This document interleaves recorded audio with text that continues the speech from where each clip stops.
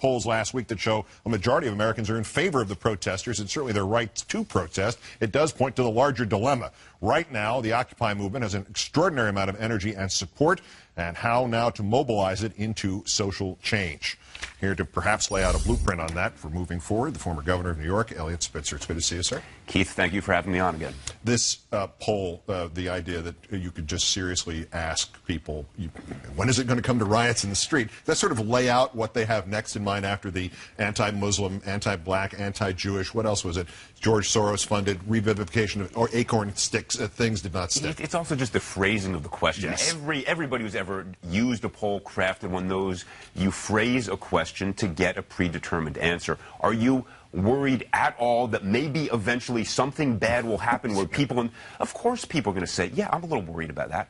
But as you rightly pointed out, the public supports Occupy Wall Street, the mission, the purpose, how they're articulating what they're doing. This is almost exclusively a peaceful, well-thought-out protest by people who care. That's why the public's with them. And you have written now that it has, many people have made a point similar to this, but I think you made it more strongly than others have, and I want to know why in particular, that they have already, there is already a victory to declare. Oh, absolutely. Changing the dialogue. How do you sustain that when temperatures are not sustained? Right. In other words, if it's going in inverse right, correlation with it's the sustained, it's a symbol that makes right. it sustainable, but the symbol involves people staying there. Yes. Well, look, first of all, the frustration at these so-called pundits and thoughtful people on major editorial pages saying all they're doing is showing up. Wait a minute.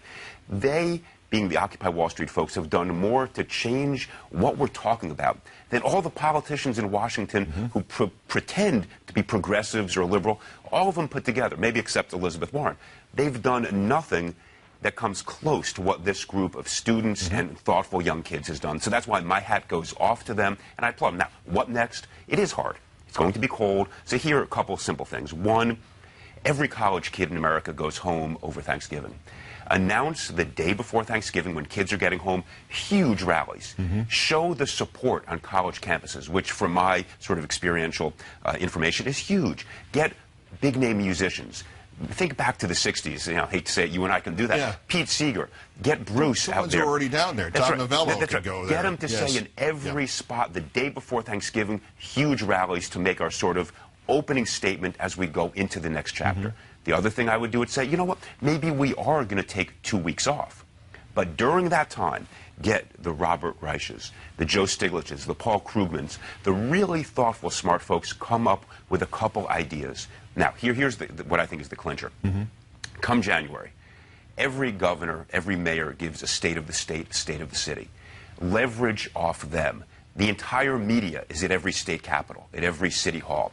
Have a rally with 10,000 folks. Go to Albany, where we have a governor, I hate to say it, in New York, who's opposing the millionaire's tax. Say, Governor 1%, we're showing up and we're going to steal your story. You can be inside the chamber giving a typical speech. We're going to be there talking about real people. Have 100,000 people in Washington the day of the State of the Union. Make those markers when we supposedly define the agenda.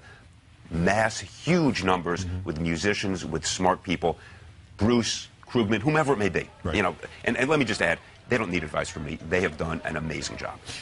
You will recall perhaps the name Henry Root, who was one of the assistant prosecutors when they eliminated the special prosecutor during Watergate. And the recollections of the night that they fired Archibald Cox was of his office being flooded by telegrams, most of which said, stay in your office. Right. And it didn't mean he could do anything staying in his office, but the presence, the symbol can't be overrated here, can it? Absolutely not.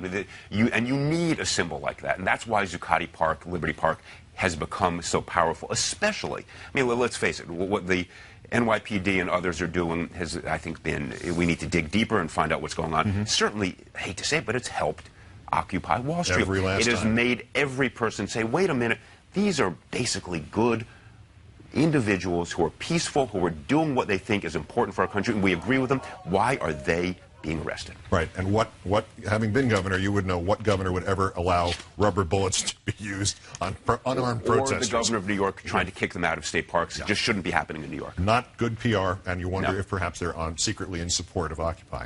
Former governor of New York, Eliot Spitzer, thanks as ever. Thank you. Excellent points to make. That's countdown for this, the 294th day since the Republicans took control of the House, 294 days without them having passed one jobs bill of any kind.